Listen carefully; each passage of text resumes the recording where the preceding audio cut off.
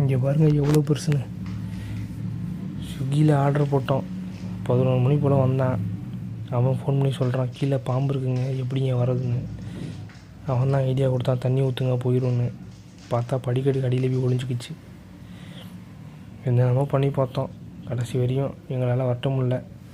Fire சர்வீஸ்க்கு கால் பண்ணி வர சொன்னோம். 1 மணி ஆயிடுச்சு. இப்போ வந்தாங்க, தள்ளி விட்டாங்க, அசால்ட்டாக பிடிச்சாங்க. செம. ப்ரைவேட்டுக்காரனுக்கெல்லாம் கால் பண்ணி சொன்னோம். 11,000 ஆகும் சார் அப்படிங்கிறான். இதுக்கு முன்னாடி இப்படி தான் ஒரு டைம் பாம்பு வந்துச்சு. ப்ரைவேட்காரனுக்கு கால் பண்ணி சொன்னோம், 2,000 வாங்கிட்டு போயிட்டான்.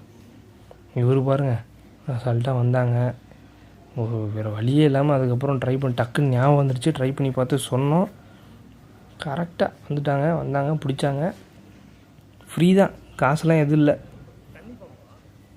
சாமா ட்ரைனிங்கு, சேஃப்டியோடு வந்தாங்க, டக்குன்னு பிடிச்சாங்க, கிளம்பிக்கிட்டே இருந்தாங்க. கடைசியில் அது விஷம்லாம் கிடையாது, தண்ணி பாம்புன்ட்டாங்க. பல்வாய்.